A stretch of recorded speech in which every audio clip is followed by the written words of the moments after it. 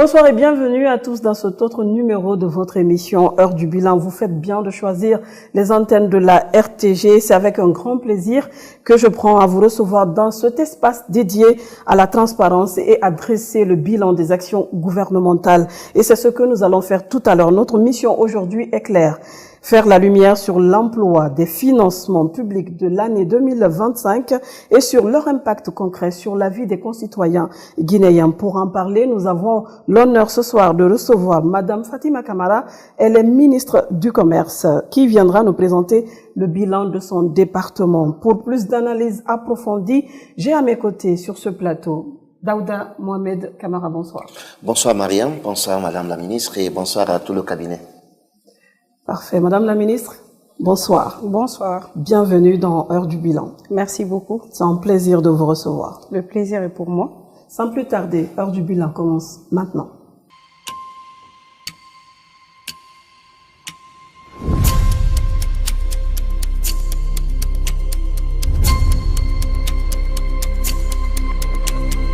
Madame la ministre, nous allons d'entrée de jeu consacrer cette première partie à votre speech. Et pour cela, vous allez nous expliquer quelles sont les actions que vous avez eu à mener au sein de votre département et cela conformément au budget que vous avez reçu. Madame Camara, Monsieur Camara, je pense qu'on est bien servi par les camarades sur ce plateau. Guinéennes et Guinéens, chers téléspectateurs, c'est un réel plaisir pour moi d'être sur ce plateau pour partager avec vous nos réalisations, nos défis et nos perspectives. Nous savons depuis 2021, le pays s'est engagé résolument dans une transformation profonde sous l'impulsion éclairée de son Excellence, Monsieur le Président de la République, Mamadi Doumbouya. La vision Simandou 2040, pour ne citer que ça, je pourrais citer aussi les grands projets d'infrastructure ou des initiatives en faveur de l'emploi des jeunes, la prise en compte des préoccupations des femmes. Tous ces concepts ne sont pas que stratégiques, mais ce sont des projets qui résolument impactent la vie de nos concitoyens. Tout à fait. Dans le domaine du commerce, notre action vise à garantir des marchés mieux approvisionnés, une plus grande stabilité de nos prix et de renforcer la qualité des produits. Également, nous allons sur l'émergence pour donner de nouvelles opportunités à nos commerçants, à nos entrepreneurs et de façon plus large à nos opérateurs économiques. En résumé, le ministère du Commerce fixe les règles du commerce et s'assure qu'elles sont respectées. Il développe le secteur à travers des plans, des projets et protège les consommateurs, que ça soit au niveau des prix justes, de qualité ou encore de sécurité alimentaire. Il agit de façon éthique et promue l'égalité tout en tenant compte des exigences environnementales ou sociales. Cette année, le portefeuille du commerce a été érigé en plein pouvoir, c'est-à-dire la session a été faite récemment, mais nous ne sommes pas partie de zéro. Nous avons voulu consolider les acquis pour pouvoir mieux se projeter à l'avenir. Et pour ça, le ministère s'est fixé des objectifs dès le départ. Le ministère a voulu, lorsque j'ai parlé des acquis, le CIMPRI. Depuis le début de l'année, cet outil moderne a permis vraiment de respecter et de pouvoir s'assurer de la gestion des stocks stratégiques. Lorsque je parle des stocks stratégiques, je parle des denrées de première nécessité. Il y a eu près de 6000 inspections dans 6000 entreprises pour pouvoir nous rassurer des produits qui y sont. Et à travers ces inspections, il est ressorti 1568 tonnes de produits impropres qui ont été retirés et qui ont été détruites. L'ONCQ, lorsque je parle de l'axe 1 et pour nous l'axe 2, c'est vraiment la qualité. Et l'ONCQ, l'Office national de contrôle qualité, était au rendez-vous, a joué pleinement son rôle parce qu'il a modernisé son système en mettant un dispositif digital afin que les normes internationales soient renforcées à ce niveau. En termes d'obtention de documents administratifs, mais en tant que gestion aussi budgétaire, que ce soit les dépenses, que ce soit les recettes, mais aussi faciliter aux opérateurs l'acquisition de leurs documents. Donc, je pense en termes de modernisation, l'ONCQ a pu capitaliser cela. Mais nous sommes allés plus loin. Parce que lorsque moi, je venais d'arriver et je disais, « Ah, mais on ne connaît pas ce que vous faites. » Et lorsque j'ai visité, j'ai été incroyablement surprise. Et il me disait, mais c'est pour ça qu'on voulait organiser une journée de la qualité, pour montrer à la population guinéenne et à travers le monde ce que nous faisons. Oui. Et qu'ils soient rassurés des produits qui sont mis sur le marché national. Eh bien, on est allé les journées de qualité pour ouvrir les portes de l'ONCQ aux consommateurs, aux opérateurs, mais au monde entier. Ouais. Ça nous a permis de montrer le savoir-faire guinéen et les compétences que l'ONCQ regorgeait. Mais l'ONCQ n'est pas allé uniquement au niveau de ces journées. Il y a aussi eu une capitalisation. Cette capitalisation s'est faite au niveau du renforcement de capacité. Il y a eu plus de 190 agents spécialisés qui ont bénéficié de formation. Et nous sommes allés au-delà. Les consommateurs, comment est-ce qu'ils font ils ont des plaintes, lorsqu'ils sont inquiets, où est-ce qu'ils peuvent revendiquer? Et là est venu le numéro vert, le 142. Donc retenez bien ce numéro parce que la Direction nationale du commerce intérieur a mis un dispositif sur place qui, dès que les consommateurs appellent pour signaler un problème, automatiquement leur inquiétude est prise en compte. Le 142. Le 142. D'accord. Ils ont enregistré plus de 750 plaintes à ce jour. Et je m'en vais encore au niveau des performances de mes différentes directions. Lorsque je prends l'Aguipex, ils ont eu à faire un renforcement de capacité de plus de 239 entreprises. Or, au préalable, l'objectif qui a été fixé par la primature était de 180 entreprises. Donc, ça veut dire qu'ils sont allés au-delà des attentes qui leur étaient assignées. La Guinée, vraiment, est présente aussi à l'international. Nous avons vu tout le dispositif, la communication au niveau de Osaka, qui fut la représentation guinéenne, la vitrine qui a vendu les produits guinéens. Mais au-delà de cette communication, il y a eu des échanges, il y a eu de nouvelles opportunités. Et je pense que nous pouvons capitaliser tout ça par la présence et la participation guinéenne lors de l'Expo Osaka 2025. Alors, pour ne pas... Parce que quand on donne la parole à une juriste, elle risque de trop parler. Et je sais que les délais, mais peut-être avec les questions des téléspectateurs, j'aurai le privilège de répondre ou approfondir les questions. Et je salue vraiment l'implication de toutes les directions. Ce fut vraiment un travail collectif pour pouvoir atteindre ces résultats. Comment est-ce qu'on a pu mettre tout cela en œuvre?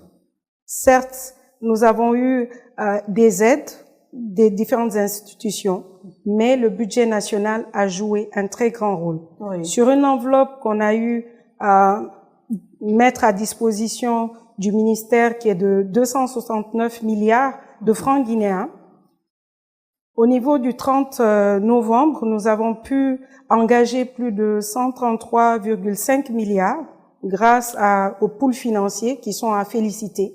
Et 97,4 milliards ont été effectivement payés. Cela représente plus de 70% du montant qui est engagé. Donc, je pense que sur ça, les équipes sont à féliciter. Grâce à cette meilleure gouvernance et à une autonomie renforcée par nos EPA, nous avons enregistré une hausse de leurs recettes de 64%. D'accord. Et figurez-vous que leur charge n'a augmenté que de 19%. Donc, malgré toutes ces avancées, les défis restent énormes. Nous savons qu'il y a des manques d'infrastructures de stockage. Nous savons qu'il y a des marchés insuffisants aménagés. Nous savons que les circuits de distribution sont coûteux. Les difficultés d'accès aussi au niveau des financements, mais de l'information. Et c'est pourquoi, dès ma prise de fonction, la feuille de route que je voulais vraiment développer et cette vision que le président répète tout le temps, il était important de poser un diagnostic. Et souvent, j'aime le dire, comme en entreprise, c'est les 7 S de McKinsey. Donc, pour nous, on est allé vers l'information. C'était d'écouter. D'accord. D'écouter nos cadres, d'écouter nos techniciens, en réunissant l'ensemble des directions et des services déconcentrés afin de poser ce diagnostic. Et à part les cadres que les opérateurs et autres, nous ne sommes pas limités à cela parce qu'on voulait avoir un regard extérieur qui pouvait nous dire comment faire pour sécuriser les investisseurs et comment faire pour attirer. Oui. Donc, nous sommes allés au-delà de nos services, de nos différents services. Nous avons écouté aussi nos partenaires techniques et financiers, les bailleurs, plusieurs représentations diplomatiques engagées aux côtés de la Guinée dans le développement de son commerce. Et cela nous a permis de mettre cette réflexion. Et comme mon secrétaire général le dit souvent, c'est le bébé de madame. Et quand on cherchait le nom pour pouvoir innover et montrer un peu l'aspect de transformation, nous avons dit donc on va dire promet comme une promesse. D'accord. Et ça sort vraiment le programme de modernisation et de transformation du ministère du Commerce. Et c'est ce qu'on dit promet comme, qui va être élaboré et cheminé pendant 6 ans. Donc, ce programme est le fruit d'une large concertation avec les acteurs publics, privés et les partenaires au développement. Le premier COM vise à moderniser le secteur et à renforcer son rôle dans la transformation économique du pays. Ce programme s'articule autour de 6 blocs stratégiques. En tant que juriste, c'est vrai, on le dit, et c'est normal, rien ne peut se faire sans la réglementation. Oui. Donc, le premier aspect pour nous était la réforme, les règles du jeu, pour instaurer une concurrence saine, protéger le consommateur, encadrer le commerce électronique. Parce que figurez-vous que lorsqu'on était en train de faire un peu le diagnostic, on s'est rendu compte que la loi sur la concurrence et des prix date depuis 1914. D'accord. Et assez de textes qui sont vraiment qu'il faut qu'on toilette, qui sont caducs, qu'il faut qu'on modernise pour qu'ils tiennent en compte tous les aspects. Donc après on est allé au niveau du deuxième volet qui est développer les infrastructures commerciales et digitaliser les procédures pour fluidifier les flux, réduire les coûts logistiques. Donc c'était vraiment notre deuxième axe. On est allé au niveau, on dit bon, on va continuer avec ce diagnostic qu'on a eu à poser et on va tout capitaliser dans le promet. On est allé au niveau de l'axe 3, qui est de dynamiser le commerce extérieur et renforcer l'intégration à la CEDEAO et à la ZLECAf. Le quatrième axe sur lequel nous sommes partis, c'est de structurer le commerce intérieur et favoriser l'inclusion économique, notamment celle des femmes et des jeunes. Le cinquième axe pour nous, c'est d'augmenter la valeur ajoutée locale à travers la qualité, la transformation et la compétitivité des produits guinéens. Parce qu'on a tellement réfléchi par rapport à ce point, on a vu que nos produits se retrouvent sur des marchés internationaux, mais même lorsqu'on scanne, on trouve que c'est made in temps, mais c'est jamais la Sans Guinée. identité guinéenne. Donc, ce point vient pour régler un dispositif afin qu'il y ait une traçabilité et une transparence des produits guinéens pour rassurer vraiment la population guinéenne. Et le sixième axe, c'est vraiment renforcer la gouvernance et les capacités institutionnelles. Parce que tout ce projet ne peut se faire si la dynamique, le capital humain ne s'y prête pas au jeu. Donc, pour garantir une exécution efficace et durable des réformes. Donc, Promecom, pour nous, représente un investissement de plusieurs centaines de millions de dollars sur 6 années, mobilisant le budget national, mais également les partenaires au développement et le secteur privé. Alors, sur ce, pour ne pas être long, je voudrais dire que le ministère du Commerce réaffirme ainsi son ambition. Faire du commerce un véritable levier de bien-être pour les populations et un moteur de transformation pour l'économie guinéenne avec rigueur, constance et transparence. Merci beaucoup, Madame la Ministre, pour cet exposé. Donc, je vous rappelle que vous êtes dans l'émission Heure du Bilan, une émission consacrée à la reddition des comptes au niveau du gouvernement. Madame la Ministre du Commerce, nous recevons ce soir, elle vient de nous faire l'état des lieux par rapport aux actions entreprises dans son département ministériel. Après cette étape, nous passons à la seconde. C'est tout à l'heure.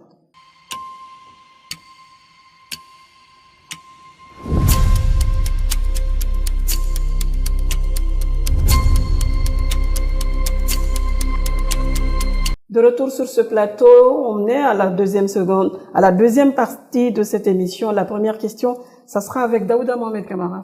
Bien, merci Madame la Ministre pour ce brillant exposé. On voit une ambition bien ficelée pour les années à venir pour la Guinée, parce qu'on se rappelle, il y a quelques années en arrière, le commerce guinéen était, ou le ministère du Commerce en Guinée était résumé au mois de Ramadan. On a combien de sacs de riz, combien de tonnes de ceci ou de cela. Et avec ce que vous venez de nous présenter, on voit clair que vous avez des ambitions dans ce sens. Alors, quand vous parlez dans votre exposé tout à l'heure, votre ambition, ou en tout cas votre mission, mieux approvisionner les marchés, sécuriser ce qui est consommable. La question qui revient le plus, en tout cas qui se pose dans le paysage de la consommation, c'est votre capacité à imposer ce que vous donnez comme engagement, comme garantie, notamment l'uniformisation des prix. Qu'est-ce qui cloche? Alors, il faut savoir que le commerce est très transversal. Je le dis souvent, lorsque l'agriculture a un problème au niveau de la production, ça se ressent automatiquement au niveau du commerce. Parce qu'en termes d'export ou pour nourrir la population ou en termes de stabilité des prix, ça se ressent forcément. Oui. Et assez d'autres secteurs. Nous avons vu au niveau du port la conjonction qui s'y retrouve et nous avons vu la décision que le président de la République a eu à faire pour sursoir au Surestari pendant un mois. Je pense que ça montre à suffisance la volonté du président à alléger le panier de la ménagère. Tout à fait. Ces réformes de ce genre ont un impact direct sur la consommation de la population. Donc, sachez que pour nous, le gouvernement du Premier ministre Bahouri est de travailler en synergie afin que nous puissions impacter pour le bonheur de la population guinéenne. Donc, ce travail que le ministère du Commerce fait, il ne le fait pas seul. Vu que nous sommes c'est très transversal, il faut que nous ayons la collaboration des uns et des autres. Mais nous sommes allés plus loin, parce que le promet, justement, vient pour améliorer une insuffisance qui existe en termes d'entrepôts, parce que là, nous allons pouvoir anticiper en termes de stockage par rapport à la réglementation pour qu'il y ait un contrôle au préalable, par rapport à la qualité, nos projets qui sont en cours pour, à l'amont, pouvoir faire un contrôle efficace pour que tous les produits qui sont sur le marché soient de très bonne qualité. Et je pense que avec ces 6 axes que j'ai eu à citer, viennent vraiment pour combler cette insuffisance. La question n'est pas répondue. C'est bien les prix. On a vu, vous avez eu des rencontres avec les opérateurs économiques pour la stabilité des prix. Mais quand vous allez aujourd'hui sur les marchés, chacun fixe son prix selon sa convenance. Quels sont vos instruments aujourd'hui de surveillance pour permettre aux consommateurs d'être à l'aise? Je pense que peut-être je vais reformuler ma réponse et que vous allez vous y retrouver. La direction du commerce intérieur a des inspecteurs assermentés qui sont au niveau des marchés. Le consommateur a un numéro 142 pour revendiquer. Et vous savez qu'à chaque approche du mois de Ramadan ou du Carême, il y a un protocole d'accord qui est signé. Donc, sachez que la Chambre de commerce, d'industrie et d'artisanat joue pleinement son rôle en tant qu'interface. Et on le dit, les habitudes ont la peau dure. Oui. Certains vont pouvoir déroger à cette règle, mais sachez qu'il y a toujours un dispositif au niveau de tous les marchés de Conakry à l'intérieur du pays pour nous interpeller afin que nos inspecteurs puissent remédier à cela. Donc, en termes de prix, nous restons stables. Et pour garder cette stabilité, c'est pour ça que j'ai donné l'exemple de ce décret qui va permettre, pour que ça ne soit pas un argument, mais montrer aussi l'inquiétude et la collaboration du gouvernement à accompagner ces opérateurs économiques dans leur business. On voit que le projet promet vraiment celui qui englobe l'ensemble des aspects au ministère du Commerce et qui est en train d'être mis en œuvre. Mais aujourd'hui, quel résultat tangible peut-on observer en 2025 en termes de création ou de consolidation d'entreprises dans le secteur du commerce? Comment vous les accompagnez? Alors, il faut savoir que le commerce et l'industrie, comme je le dis souvent, c'est deux poumons dans un même corps. Oui. Chacun joue sa partition. L'un des ministères joue le rôle de normes, de réglementation, l'autre en termes d'appui. Et j'ai eu à vous le dire lors de la présentation, le rôle que l'AGIPEX a eu à jouer en termes d'accompagnement, parce qu'il y a eu des formations. Souvent, beaucoup d'entreprises évoluent dans l'informel. Donc, chaque maillon de ce système joue un rôle particulier. Ce que nous pouvons faire en termes de formation, c'est de pouvoir montrer à ces entreprises comment rendre leurs produits efficaces pour être vendus à l'extérieur, comment avoir une formation en termes de négociation, comment lier des partenariats au niveau international, assez de formations de ce type pour les accompagner. Mais comme je vous l'ai dit, le commerce est transversal et joue un rôle particulier, soit à l'amont ou à l'aval.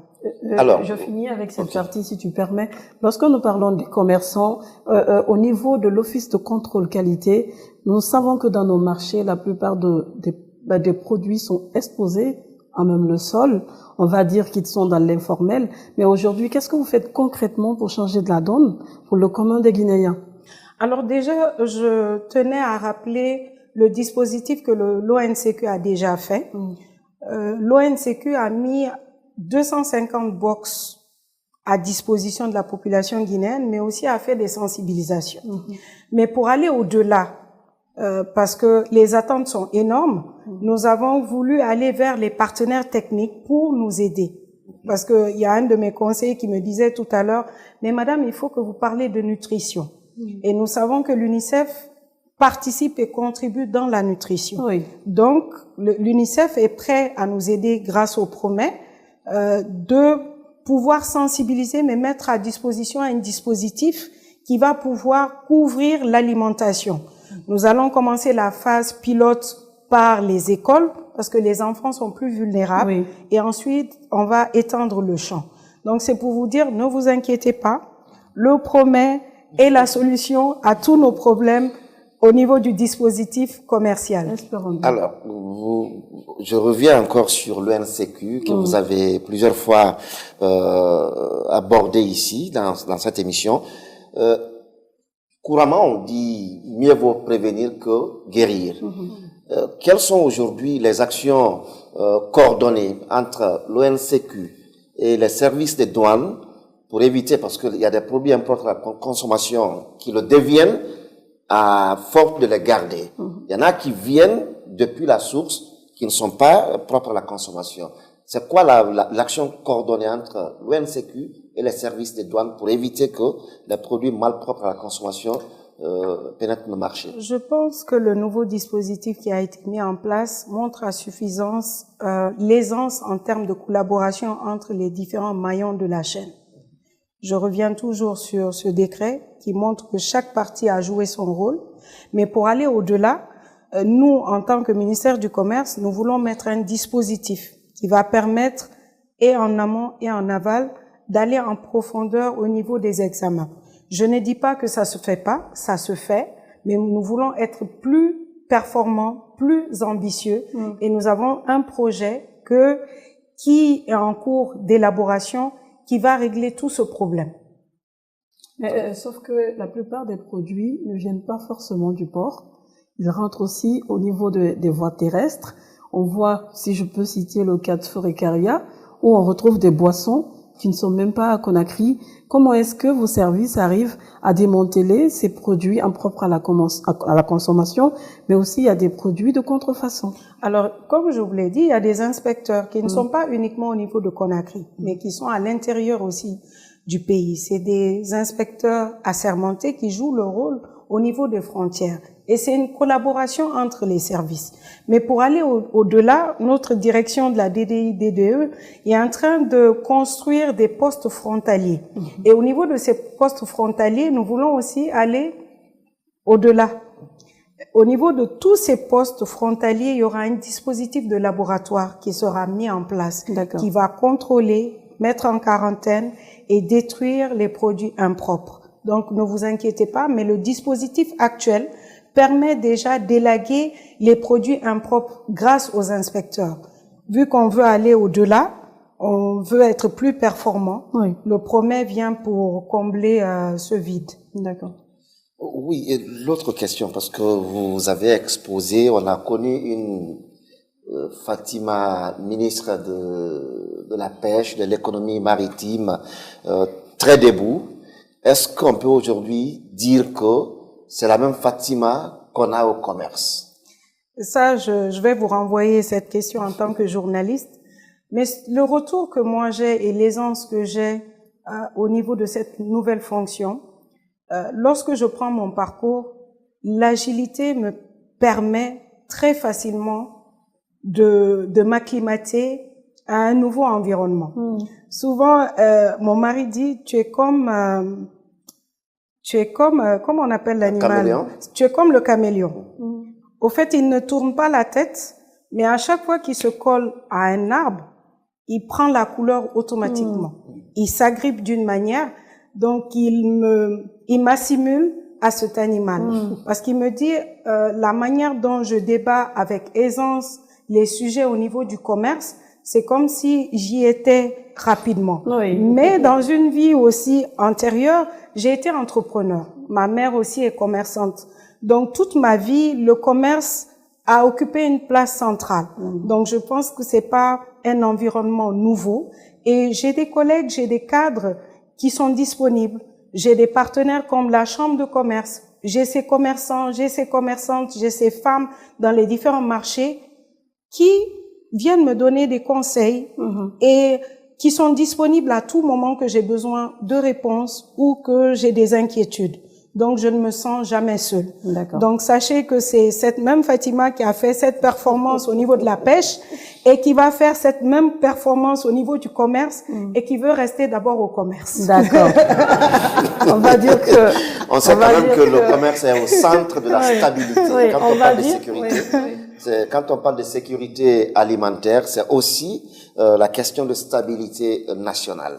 Est-ce qu'on peut aujourd'hui se dire que le commerce ne sera pas la source d'instabilité? Pas du tout. Pourquoi? Parce que toutes les opportunités sont là. Avec le programme Simandou 2040, on attend tellement du commerce en termes d'amélioration de climat des affaires. Donc, qu'est-ce que le commerce fait? La question que moi je vais poser, qu'est-ce que le commerce fait pour montrer à ses investisseurs, vous pouvez venir en Guinée, vous pouvez investir des millions, vous n'aurez pas de problème. Et c'est pour ça, dans le promet, le premier objectif que nous nous sommes fixés, c'est la réglementation. Lorsque la réglementation s'y prête, il n'y aura pas de problème. Nous sommes allés plus loin au niveau de l'axe 1 de promet, c'est d'aboutir même à une autorité de régulation de concurrence et de prix. Nous savons au niveau de la CEDEAO, les autres pays sont très avancés. Au niveau de la Guinée, des fois on tarde, on a peut-être souvent des réticences ou peut-être nous avons peur, mais je pense qu'avec cette nouvelle dynamique et la vision du président de la République, nous allons y arriver. D'accord. On va dire que Madame la ministre a une capacité d'adaptation assez élevée. Est-ce qu'on peut savoir au niveau du ministère du Commerce les principaux obstacles que vous avez rencontrés cette année? Alors moi, souvent, j'aime dire que les obstacles, je les saisis en opportunité. Je pense que c'est souvent ça, la réticence du changement. Souvent, lorsqu'on vient dans un nouveau département, les gens paraissent réticents. Peut-être en termes de capital humain, il y avait eu cette réticence, mais automatiquement, je pense que ça a été désamorcé parce que les cadres ont su que j'étais là pour porter leur voix. C'est très important que lorsqu'on vient dans un nouveau environnement, que les cadres sachent que lorsqu'un ministre est performant, c'est grâce à la capacité de ses cadres. Oui.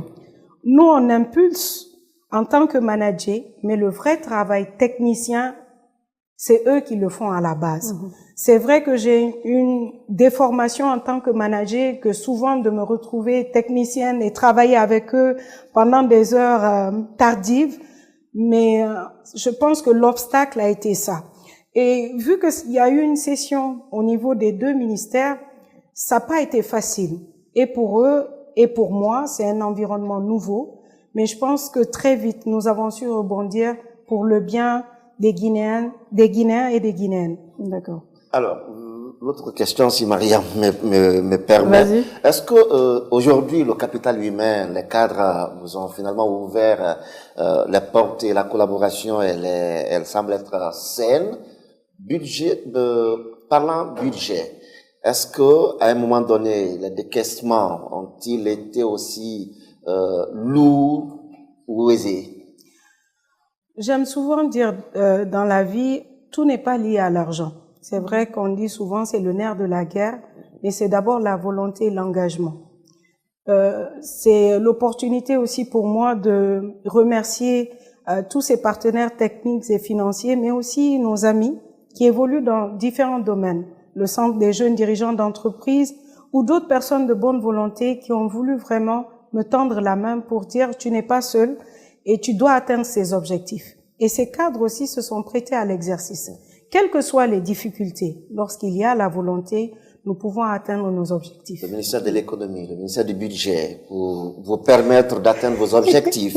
C'est bien, la bonne volonté des cadres peut être là, des amis, des collaborateurs, mais si l'élément qui doit vous permettre d'atteindre certains objectifs, c'est bien le budget. Est-ce que vous avez la facilité d'accès à votre budget tel que défini par la loi? Je dirais que chacun d'entre nous, en tant que ministre, nous portons un fardeau. Il y a des priorités par rapport à d'autres. Et souvent, même mes collègues sont confrontés à des situations. Peut-être qu'ils peuvent pas en parler ou qu'ils peuvent en parler. Lorsqu'on est manager, on essaye aussi de se mettre à la place des autres. Et lorsqu'il y a un problème, on trouve des alternatives. Et je pense que quel que soit le problème qu'on a eu ou rencontré en termes budgétaires, nous avons su rebondir avec une alternative. Et les surmonter, d'accord. Et cette alternative nous a permis d'avoir ces résultats que j'ai eu à présenter sur votre plateau aujourd'hui. D'accord, sur 200, on va continuer côté budget, sur 269 milliards alloués. 236 milliards, je crois. 236 milliards alloués à votre département. Selon la vision du chef de l'État, à investir plus, quel a été le quota de l'investissement chez vous? En termes d'investissement, comme je l'ai dit, avec l'impact de la scission, certains projets se sont retrouvés au niveau de l'industrie et certains sont restés au niveau du commerce. Donc, nous avons la chance, parce qu'il y a la loi de finances initiale qui doit être présentée bientôt au niveau du Conseil national de la transition, de pouvoir rebondir en fonction de la nouvelle vision de l'équipe actuelle. Donc, nous allons repenser et rebondir pour que très vite notre préoccupation soit prise en compte dans la loi de finances initiale 2026 et nous avons inscrit le promet justement comme projet au niveau des investissements, mais on est allé plus loin en scindant, en mettant la construction d'entrepôts, en mettant l'aménagement d'un centre pour qu'il y ait des expositions en termes de forums. Donc, assez de stratégies que nous avons mis en place. Nous avons aussi au niveau de l'Office national de contrôle qualité en termes de certification pour qu'il puisse aller au-delà et que le laboratoire puisse répondre à toutes les conditions afin vraiment de nous inscrire sur des réformes internationales. On sait qu'il y a eu beaucoup de mutations au niveau international. Ça a impacté plusieurs pays. Et comment en Guinée vous avez pu sécuriser cette année l'approvisionnement du pays en produits stratégiques, le riz, l'huile, etc. Alors, je pense que c'est les efforts des importateurs, parce que la stratégie a été changée en termes d'importation, mais en termes de fréquence. Avec la complicité du directeur du port et de tous les acteurs qui interviennent, il y a eu des privilèges en termes de priorité sur les denrées de première nécessité, ce qui a permis de ne pas faire trop ressentir la rupture au niveau de nos différents marchés. Et avec le décret que le président a eu à lire, va venir encore renforcer ce dispositif qui a été mis en place pour que ça ne se ressente pas pendant les périodes de fête et le Ramadan. D'accord. En qualité de manager, on sait que la concurrence est un peu rude entre les produits importés et le Made in Guinée, notamment. Comment est-ce que vous faites, en qualité de manager, pour permettre aux producteurs, aux commerçants guinéens, au final, in fine, pour pouvoir résister à l'importer?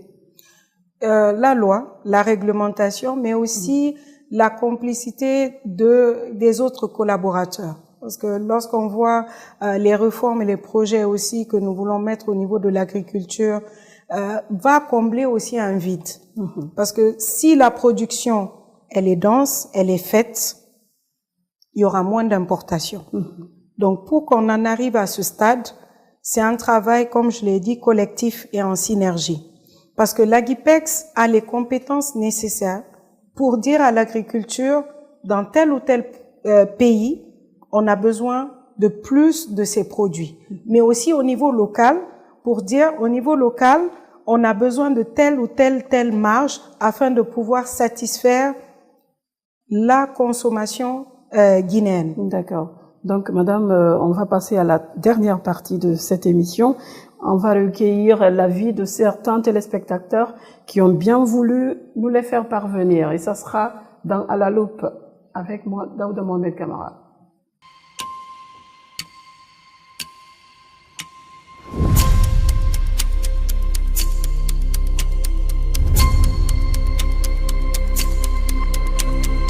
Alors, la première question vient de Ahmed Sekou Kondé depuis Ratoma. Où en est aujourd'hui le dispositif national d'inspection, de contrôle de qualité et de mise en quarantaine des produits à l'importation et à l'exportation? Et quelles garanties le ministère du Commerce apporte-t-il aux populations pour assurer la sécurité sanitaire des marchandises entrant et produits en Guinée? Merci, Monsieur Kondé, pour cette question qui va me permettre d'aborder un peu les initiatives que j'ai eu à prendre lorsque j'ai pris fonction au ministère du Commerce. L'état des lieux a fait ressortir beaucoup de projets qui existaient au niveau du ministère du Commerce depuis très longtemps. Donc, le diagnostic, c'était de ressortir quels sont les facteurs de blocage. Et le premier projet, je pense que vous allez dire encore, mais pourquoi il s'accentue plus sur la qualité? C'était pour moi le projet SCAL. Et au niveau du projet SCAL, on s'est réunis en équipe et j'ai dit pourquoi ça bloque, qu'est-ce qui n'est pas fait, qu'est-ce qui doit être fait. Et c'est pour répondre à la question de Monsieur Kondé. Nous sommes partis au niveau de la convention pour qu'il y ait l'accord en termes d'inscription du compte de la société SCAL, que nous avons eu, grâce à Dieu, à avoir certaines signatures et qui reste une signature. Au niveau de l'arrêté tarifaire aussi, nous avons eu quelques signatures, il reste une signature. Donc c'est pour vous dire que c'est notre préoccupation, parce que pour nous, c'est vraiment une réforme majeure. Et nous sommes allés au-delà, nous avons voulu que ce projet SCAL soit inscrit dans le programme Simandou 2040. Parce qu'avec les exigences en termes de fiches de projet, vu que c'est un méga projet pour nous, Je disais même à mon cabinet, je dis, mais même au niveau de Moribaya, pourquoi ne pas mettre le dispositif sur place? Que ces produits qui rentrent et qui sortent puissent vraiment être contrôlés. Donc, c'est pour vous dire qu'on est très ambitieux et on va aller très vite. D'accord. Grâce à la collaboration de mes homologues qui, vraiment, avec cette question, sauront pourquoi je les mets beaucoup la pression. On continue avec cet autre. Cette autre question de Lansine Assata Kone depuis Yimbaya, dans un contexte où les Guinéens ressentent toujours la pression sur le coût de la vie, quelles mesures concrètes de votre département ont permis de stabiliser les prix, réguler les importations et soutenir les PME locales? Ce qui me réconforte dans la question de M. Kone, ça veut dire que les prises de décision qu'on a eu à faire ont un sens. Parce que lorsque ces questions se posent, ça rejoint l'état des lieux que nous avons eu à faire. Donc, j'aimerais vraiment rassurer M. Kone que sa préoccupation est prise en compte, non seulement dans le promet, et que le dispositif actuel, grâce au CIMPRI, aux inspecteurs, à l'ONCQ, à tout le dispositif du ministère du Commerce, nous allons vraiment arriver à combler toutes ces insuffisances. D'accord. Le dernier. Mohamed Kamara qui nous écrit depuis Kamsar, quelles mesures avez-vous prises pour stabiliser les prix des denrées essentielles? Bon, je pense qu'on l'a répondu lors des interventions. Donc, Monsieur Kamara, votre préoccupation est prise en compte. Oui, Madame la Ministre, merci beaucoup de vous prêter à cet exercice de l'édition des comptes comme l'a tant voulu Monsieur le Président de la République. Merci à vous d'être passé dans cette émission. Si vous avez un dernier mot de la fin avant de clôturer. Bien sûr. Allez-y. Je m'en voudrais si je ne remerciais pas le Président de la République, Mamadi Doumbouya, pour la confiance qu'il a placée en ma personne, à mon chef de gouvernement, Monsieur Amadou Ouriba, qui est à l'écoute, aux membres du gouvernement pour cette complicité, cette solidarité qu'on essaye de mettre en œuvre, pour mes cadres du ministère du Commerce, pour leur acceptation, leur compréhension, leur écoute. Pour ces acteurs, les commerçants, les opérateurs économiques, la Chambre de commerce, pour leur partenariat irréprochable. Merci de m'avoir invité à cette émission qui nous permet vraiment de nous prêter à cet exercice de redevabilité face à la population guinéenne. Et si je ne remercie pas aussi mon mari, ma famille, ils m'en voudront. Donc, merci pour ce soutien constant. Et je mesure cette responsabilité que le président de la République et M. Amadou Ouriba ont bien voulu me confier.